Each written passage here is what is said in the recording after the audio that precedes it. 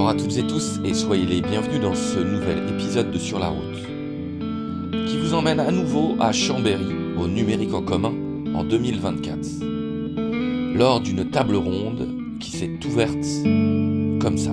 Il y a une très belle phrase dont j'aimerais faire le point de départ de notre discussion, qui est une phrase du grand sociologue et philosophe des sciences Bruno Latour, qui disait « Les données ne sont jamais données, elles sont obtenues ».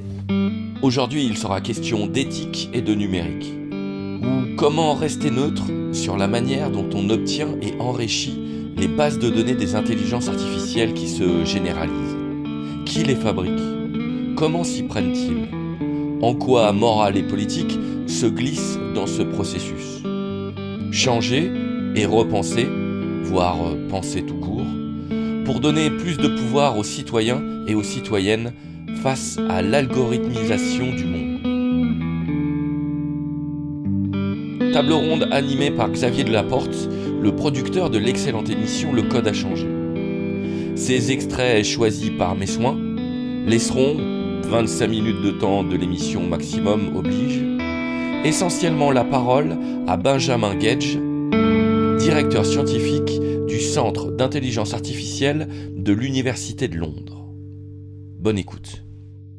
Quelles sont, en gros, si tu pouvais le résumer, les différentes étapes de l'usage de la donnée juste entre, disons, la base, le moment où on décide d'entraîner un modèle avec des données, et puis le résultat qu'on peut obtenir ?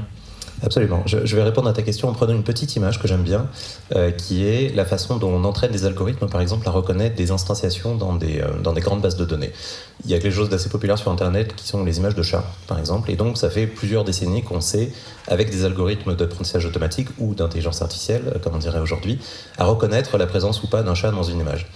Comment est-ce que ça fonctionne ? On n'apprend pas à la machine à reconnaître un chat, on ne lui explique pas le concept de chat, on ne fait à aucun moment appel à des capacités de raisonnement et de conceptualisation de l'objet chat dans une image, mais on va utiliser un très grand nombre d'images de chats, des centaines de milliers, des millions, des milliards peut-être, pour détecter des sortes d'invariants dans l'image, et la machine finit par identifier un objet qui apparaît souvent dans les images qui sont étiquetées comme contenant un chat, qui a 4 pattes, une queue, 2 oreilles pointues, et finit par détecter l'objet sans avoir la moindre connaissance de ce qu'est un chat, de quel type d'animal il s'agit et comment il interagit avec le reste des espèces. Et donc c'est vraiment ça le paradigme central. On utilise la donnée comme un matériau qui contient une quantité éventuellement faible de quelque chose qu'on cherche à prédire. C'est exactement le même phénomène quand on cherche à entraîner des filtres anti-spam, qui là aussi est un problème qu'on traite en machine learning depuis quand même plusieurs décennies, qui consiste à étiqueter certaines données comme étant des spams, d'autres données comme n'étant pas des spams, et à entraîner la machine à finalement reconnaître, après avoir vu un très grand nombre d'instanciations, à reconnaître ce qui distingue le spam du non-spam, ou l'image de chat de l'image de l'hélicoptère par exemple, ou de ce que vous voulez d'autre. C'est vraiment comme ça que ça fonctionne, et c'est un paradigme qui moi me semble à la fois très intéressant, très performant. Et il est très performant parce qu'aujourd'hui on a la capacité informatique de traiter ces bases de données. On a la capacité informatique de collecter et de processer en fait toutes ces bases de données, ce qu'on n'avait pas il y a plusieurs décennies. Et donc on est en train d'assister aujourd'hui au succès absolument époustouflant d'algorithmes qui sont en réalité assez anciens. L'exemple assez classique des réseaux de neurones, par exemple, c'est en fait une technologie d'un point de vue mathématique qui remonte aux années 50. Assez peu de gens le savent. On a l'impression que ça a été inventé il y a 10 ans, mais en réalité, c'est très ancien. On n'avait simplement pas la puissance informatique pour le faire. Et c'est d'une certaine façon, c'est aussi une image que j'aime bien, c'est un peu provoquant, je m'en excuse par avance, mais je crois que ça résume assez bien le fond de ma pensée sur l'intelligence artificielle en 2024. Ça consiste à regarder de très grands groupes planter des clous dans les murs avec des bazookas et à trouver ça très bien et très efficace. Et je pense que c'est une façon d'opérer de l'intelligence. Excusez-moi, je comprends pas très bien l'image. Oui. Alors je vais la reprendre. Donc c'est regardez vraiment... beaucoup de gens planter des clous avec des bazookas. J'ai trouvé ça très bien.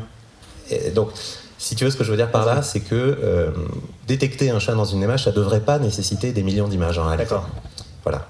Donc effectivement, l'image est peut-être pas si bonne, il faut que je l'explique.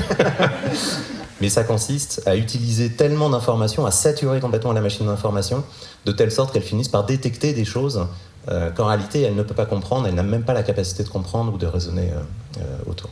Si elle est très bien cette image.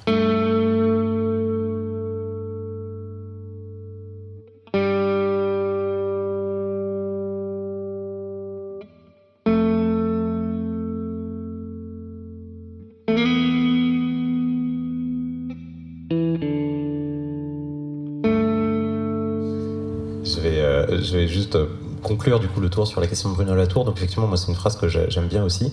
Je substituerais peut-être à obtenu en fait le verbe collecter. Parce qu'il y a une volonté un peu dynamique en fait de collecter de la donnée. Alors pas toujours. En fait, moi en tant que chercheur, j'ai assez souvent des gens, des industriels ou des journalistes qui viennent me voir en disant on a des données, on se pose la question de savoir quoi en faire. Mais pour beaucoup de cas, la donnée elle est volontairement collectée, elle est volontairement assemblée, transformée aussi d'une certaine manière. Donc je voulais, si je dézoome un petit peu sur cette question, il y a quand même toujours un peu la question de ce qu'on fait avec les données. Et ça, en tant que chercheur en intelligence artificielle, c'est un paradigme qui est vraiment central. On se pose la question de résoudre quelque chose et ensuite de collecter les données qui nous permettent éventuellement de répondre à cette question. Et c'est rarement l'inverse. Hors du monde de la recherche, c'est souvent l'inverse. C'est-à-dire qu'on collecte de l'information et puis ensuite on cherche généralement à se servir de cette information pour piloter une administration, une entreprise, pour pouvoir procurer un service à des utilisateurs. Et donc je dirais qu'il y a aussi là peut-être un travail un peu d'acculturation et en tout cas de dialogue et d'échange pour essayer de se rejoindre un petit peu ces deux visions. Et ensuite sur les données en tant que telles, donc il y a effectivement la question des biais. Les données sont effectivement une représentation biaisée de notre monde. Et donc elles traduisent à ce titre des biais qui existent dans nos sociétés. Et donc il y a tout un débat qui consiste à essayer de débiaiser au maximum les sources de données. Je crois que c'est un débat qui me semble un petit peu mal posé, parce que du coup ça revient à essayer de corriger un petit peu le thermomètre sans agir sur la cause de la fièvre. Et donc chercher en permanence à corriger les données sur lesquelles on entraîne des algorithmes, me semble-t-il, ne répond pas à la question initiale qui est comment est-ce qu'on fait pour corriger d'abord les biais initiaux et ensuite éventuellement pouvoir les déployer dans des systèmes d'IA. Et il y a une deuxième question, une deuxième étape après ça qui est les biais inhérents à des algorithmes. Donc pas nécessairement liés aux données sur lesquelles on les entraîne, mais parce que les algorithmes sont fondamentalement conçus de façon à biaiser certaines réponses, certaines catégories de réponses. Mais là aussi, j'imagine qu'on y reviendra. Non, ça veut dire que, parce qu'on va essayer de comprendre comment on pourrait faire mieux, ou différemment, ou produire d'autres données, etc. Mais ça veut dire que de toute façon, même si on fait ça, il y a un problème, c'est que les algorithmes, de toute façon, dans la manière dont ils travaillent les données, rebiaisent.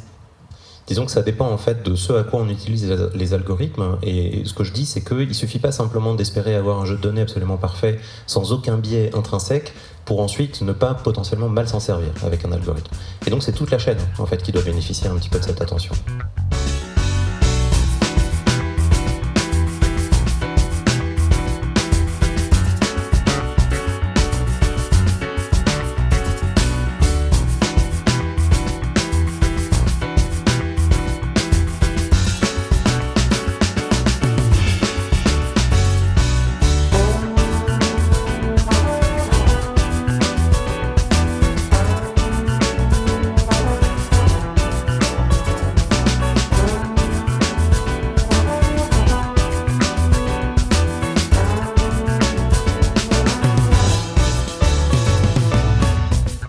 Vous êtes bien à l'écoute de Sur la route, dans une émission vous proposant des extraits d'un débat tenu au NEC à Chambéry en septembre 2024, autour des questions du numérique et de l'éthique.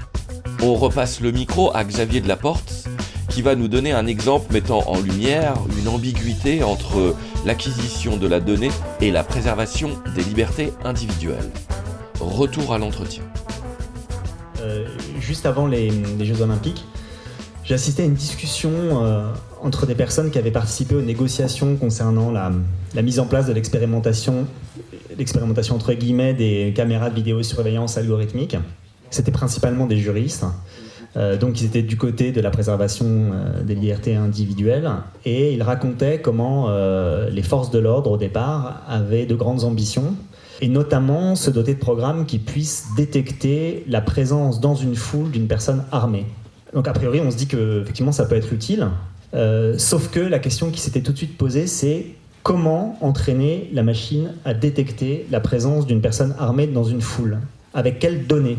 Parce qu'en fait, on a assez peu d'images d'une personne armée dans une foule. Alors la question s'était posée très concrètement, est-ce qu'il faut produire des images pour entraîner la machine ? Ce qui pose évidemment de grands problèmes. Il faudrait faire jouer des comédiens. Comment on joue une personne armée dans une foule ? Comment on joue une foule qui voit surgir une personne armée ? Ou alors est-ce qu'il faudrait avoir recours aux images de fiction ? Ce qui pose quand même une autre question, c'est entraîner des modèles de surveillance avec des images de fiction, et puis de quelle fiction en plus ? Architecturalement, une rue américaine, c'est pas comme une rue française. Enfin bon, ce genre de questions. Ou alors, il faudrait entraîner peut-être les modèles avec des images produites artificiellement. Alors, ce qui pose encore une autre question. Bref, l'idée de détecter une personne armée dans une foule a été abandonnée, pas simplement pour des questions de liberté individuelle, mais pour des questions de données. Cette petite histoire illustre, de manière presque cocasse, la centralité de la question des données dans ce qu'on appelle l'intelligence artificielle. Peut-être qu'à un moment, on reviendra plus précisément sur ce qu'on appelle l'intelligence artificielle. Mais disons, et là je reprends un peu le petit texte qui avait été donné, c'est que pour faire fonctionner ces modèles, il faut des données, énormément. Or, il est désormais difficile de rester neutre sur la manière dont on obtient et on fabrique ces données. Qui les fabrique? Comment s'y prendre? Quel est le rôle, par exemple, de la notation? Comment éviter les biais qui apparaissent à la fois dans les collectes et puis dans la manière dont elles vont être travaillées ensuite? En quoi se glisse là-dedans, dans ce processus de la morale et de la politique? Les questions sont nombreuses, elles sont très vastes. Moi, à titre personnel, j'essaie de tordre le cou un peu à cette idée d'une IA toute puissante, hors de contrôle, qui deviendrait un danger, en tout cas à court terme pour l'humanité. Et ces systèmes-là, les modèles de langage, les grands modèles de langage en particulier, comme on les appelle, les LLMs en anglais, ce sont des machines qui consistent à prédire le mot d'après dans une séquence de mots. Ça fait pas plus. Et dit comme ça a l'air très simple. C'est un peu curieux quand on voit, par exemple, le fonctionnement de certains de ces modèles de langue. Je pense à ChatGPT ou à d'autres systèmes qui sont assez époustouflants, en fait. On a des choses qui étonnent, en fait, la plupart des utilisateurs de ces modèles-là. Mais fondamentalement, ça n'est pas autre chose qu'une machine qui calcule la probabilité d'occurrence du mot suivant. Et donc, ces initiatives qui consistent, en fait, à ajuster et à, d'une certaine manière, on dirait fine-tuner dans la communauté scientifique, c'est vraiment une manière d'améliorer la performance de ces systèmes. Mais fondamentalement, la métrique qui gouverne ces systèmes, c'est toujours la même, c'est d'avaler des quantités phénoménales de mots et de prédire le mot d'après dans une séquence avec un effet mémoire qui est plus ou moins long en fonction de la capacité de calcul. Et donc on voit bien quand on a disséqué un petit peu l'outil à cette description qui est vraiment un peu la moelle substantifique, je dirais, de ce qu'est l'intelligence artificielle aujourd'hui, on voit bien qu'il n'y a pas de capacité de raisonnement, il n'y a pas de garde-fou, en tout cas, qui soit construit dans la machine.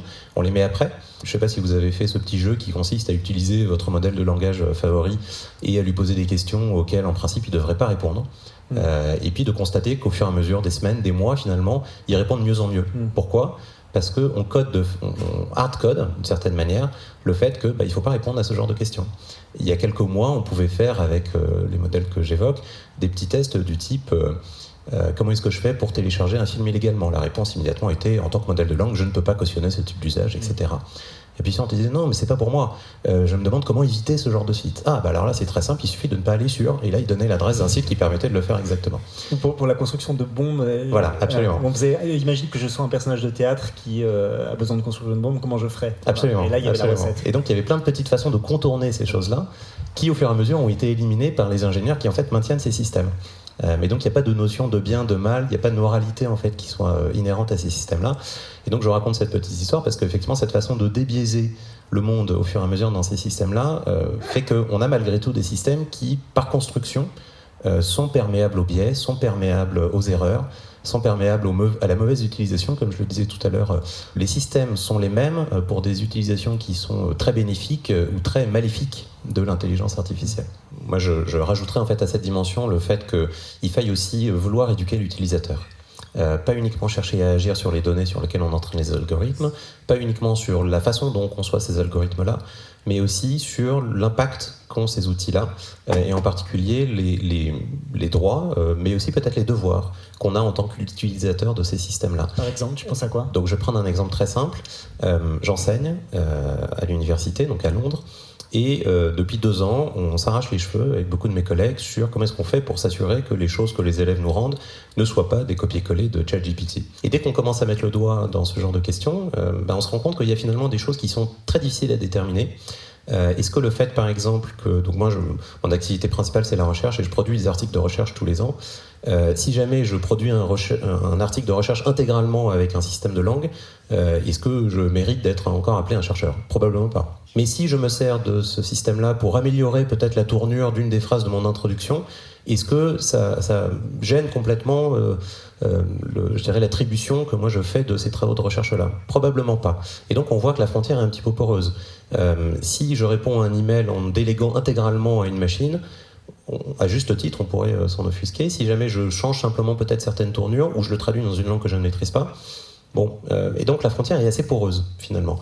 L'approche qui a été retenue par University College London, où je suis, c'est en fait d'interdire ces systèmes-là, parce qu'on ne sait pas trancher. On ne sait pas trancher finement la question de ça, c'est votre travail original, et ça, c'est votre travail original un peu amélioré, et ça, c'est clairement pas votre travail original. Pour ne pas se poser cette question, tous ces systèmes-là, en fait, sont bannis. Et je sais qu'il y a beaucoup d'universités et de collègues enseignants-chercheurs qui sont confrontés à ces questions-là en France. Je ne sais pas si on a une réponse très homogène à la question, probablement pas. Mais je pense que c'est un débat intéressant. Et puis, ça pose toujours la question finalement du rapport au vrai et du rapport à la création. Parce que je le disais tout à l'heure, ces modèles de langue, ce sont des formidables machines en fait à extrapoler essentiellement l'ensemble de la connaissance écrite humaine. D'accord ? Il faut penser à des machines qui extrapolent tout Wikipédia ou tout Internet et qui prédisent le mot d'après dans une séquence. Vous avez peut-être déjà fait ce jeu-là, demander avec un prompt, est-ce que tu peux m'écrire un paragraphe avec le style, par exemple, de Victor Hugo ? En fait, la machine va le faire. Est-ce que ce texte est de Victor Hugo ? Non. Mais est-ce qu'il est de vous ? Non plus. Et donc, ça pose vraiment la question du rapport à la création, du rapport à l'authenticité et à l'attribution des sorties en fait, de ces modèles-là. D'une certaine manière, cette attribution, elle est diluée à partir des données sur lesquelles on est entraîné. Et donc, si on entraîne sur tout Victor Hugo, si j'écris un article et que je le signe, est-ce que je dois créditer aussi Victor Hugo dans mon article ? C'est une vraie question ouverte en fait que je pose. Et comment vous faites pour vous assurer en fait qu'ils n'ont pas utilisé ChatGPT ? Alors c'est une excellente question. On est revenu à des méthodes assez anciennes. Plutôt que de soumettre par exemple des travaux au cours de plusieurs semaines, on réunit tous les étudiants dans une salle, on leur fait passer un examen sans notes et sans téléphone. Voilà, donc on est revenu quelques décennies en arrière, mais au moins ça fonctionne.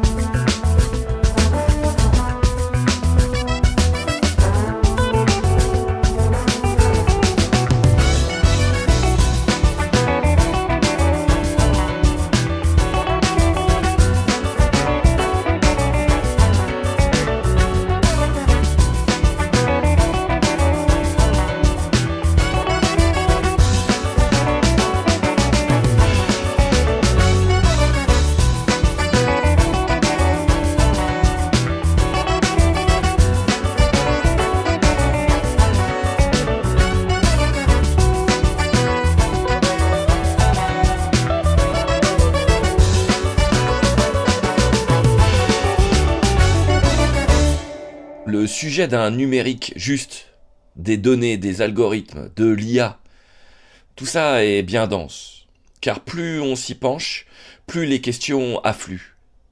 Il nous reste cependant tout juste le temps d'en rajouter une, celle autour de la souveraineté numérique. Vous êtes bien à l'écoute de Sur la route, en plein milieu d'un débat qui s'est déroulé au Numérique en commun à Chambéry en septembre 24. Retour à l'entretien avec Xavier Delaporte. Il ne s'agit pas de dire, voilà, on va faire une sorte de souveraineté numérique, une data souveraineté pour avoir des modèles de langage, par exemple, qui pensent comme nous, Français. Enfin, et encore que, c'est une question. Quelle est la bonne échelle ?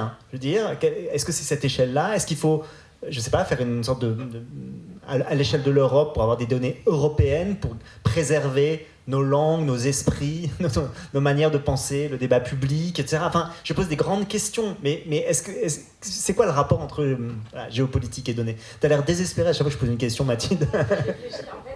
Je pense à un documentaire que j'ai vu il y a une semaine, je ne sais pas si vous avez vu Dahomey. Ah oui, bien sûr. Ouais, et en fait, j'ai fait le lien avec cette table ronde parce que donc, Dahomey, c'est un documentaire, c'est un documentaire de Mati Diop qui raconte la restitution de 26 œuvres sur 7000 de la France au Bénin. Donc ça raconte, c'est très bien fait, et donc à un moment du documentaire, il y a un débat exactement comme ça, avec une table ronde, des étudiants d'université qui essayent de se positionner sur est-ce que c'est bien qu'on a osé restituer 26 œuvres sur 7000. Et donc c'est super intéressant parce qu'à un moment donné, il y a un étudiant ou une étudiante, je ne sais plus, qui dit « Mais en fait, moi j'en ai marre parce que toute notre culture, on l'a apprise en français. » Et donc elle raconte, ou il raconte, je ne sais plus, que voilà, en fait, l'histoire de son pays, elle aurait aimé l'entendre dans sa langue locale, etc. etc. Et donc pourquoi je pense à ça ? Je vais réussir à trouver le fond de ma pensée, c'est que En fait, je pense qu'on se concentre beaucoup sur les données, l'IA, etc., mais on se concentre très peu aussi sur ce que tu disais, Maryse, sur leurs usages et leurs cas d'application. Et dans la géopolitique aujourd'hui sur les IA, en tout cas, c'est un point de vue personnel, mais je trouve qu'on se concentre beaucoup sur l'industrie qui va être le plus fort en IA, etc., mais pas beaucoup sur qui préserve le mieux les libertés individuelles, comment les systèmes sont plus égalitaires pour les classes les plus défavorisées, ou comment on préserve notre terre un petit peu mieux. Donc, c'est pour ça que j'ai pas la solution, mais ce film m'a vraiment fait penser exactement aux questions géopolitiques sur l'IA. On se demande qui va avoir le plus gros data center et détenir toute la souveraineté. En fait... je vais peut-être vous mélanger, mais je pense qu'on s'en fiche un peu. Enfin, aujourd'hui, la question, c'est prenons cet instrument de souveraineté peut-être pour améliorer notre démocratie, notre société et notre climat. Et peut-être que là, on trouvera des solutions. Si on tourne le sujet, en fait, je pense qu'on peut trouver des solutions sur les IA. Benjamin. Ouais, je pense que c'est une question éminemment géopolitique, en fait. Elle est éminemment géopolitique parce que, d'abord, il y a peu de laboratoires en fait qui contribuent en fait à l'alimentation de la discipline. Ce que je veux dire par là, c'est que il y a toute nationalité en fait dans le monde de la recherche, mais il y a un petit nombre de laboratoires qui sont en fait un peu à l'avant-garde de la conception de ces modèles.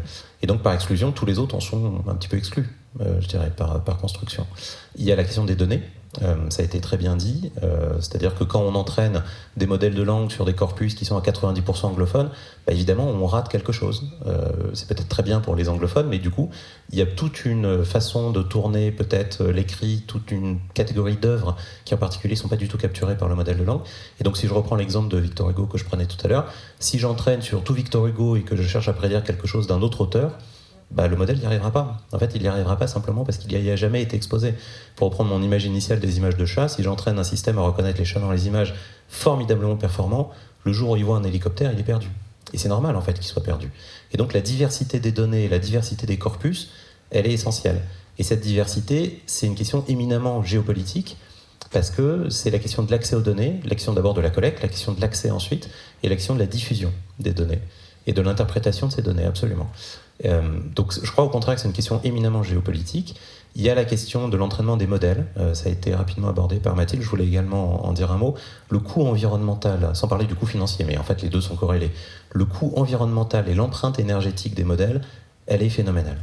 Et moi, à titre personnel, je pense qu'elle n'est pas soutenable. C'est-à-dire que, je reviens sur l'image que tu n'as pas tout à fait appréciée tout à l'heure, il ne faut pas construire des bazookas quand on veut planter des clous dans les murs, il vaut mieux apprendre à fabriquer le marteau. Et c'est beaucoup plus économe. Et donc c'est ça mon point, c'est-à-dire que l'empreinte environnementale et l'empreinte énergétique de ces systèmes, elle est phénoménalement grande, elle est plusieurs ordres de grandeur au-dessus de ce que fait un simple cerveau humain, et donc ça n'est pas soutenable. C'est soutenable quand on est capable de flamber le PIB d'un pays entier pour entraîner un simple modèle de langue, parce qu'en fait c'est ça l'ordre de grandeur. Entraîner ces modèles de langue, c'est un coût financier de plusieurs millions, voire milliards de dollars, étalé sur plusieurs années. Il faut réentraîner le modèle à chaque fois qu'on l'ajuste, ou en tout cas qu'on l'entraîne sur de nouvelles données. Et donc ça, c'est quelque chose qui en fait n'est pas abordable pour la plupart des gens. Vous ne pouvez pas créer votre propre modèle de langue sur votre laptop tout de suite. Vous pouvez fabriquer des versions extrêmement simplifiées, extrêmement épurées. En mettant les ressources en commun, on est capable de faire des choses. Au niveau national, en France, on est capable d'entraîner des grands modèles de langue parce qu'on a un petit nombre de supercalculateurs. Mais tous les pays dans le monde n'ont pas cette capacité. Et donc il y a une inégalité fondamentale dans cette course, non pas à l'armement, mais à l'entraînement, qui du coup se fait au détriment en fait, des pays qui n'ont ni la ressource computationnelle, ni la ressource linguistique, parce qu'ils n'ont pas les données sur lesquelles entraîner ces modèles, ni même la capacité ensuite de raisonner dessus et de les déployer dans leur société. Voilà, c'est fini pour aujourd'hui. On espère que les sujets abordés vous permettront d'alimenter votre réflexion et dans l'idéal y voir un peu plus clair. Dans tous les cas, le sujet intéresse vivement Résonance. On y reviendra certainement dans une prochaine émission. Merci à Xavier Delaporte, Benjamin Gage et les autres invités de cette table ronde coupée par mes soins au montage. Et merci à Florent Turquetta. Pour en savoir plus sur le NEC, rendez-vous sur leur site numérique-du-6 en-du-6 commun avec un s.fr. Sur la route est une émission produite par l'association Résonance, mixage et musique par Indigrand. Pour en savoir plus sur Résonance, rendez-vous sur le site résonance.media. Résonance, R-E-Z-O-N-A-N-C-E. Sur la route, une série de portraits radiophoniques.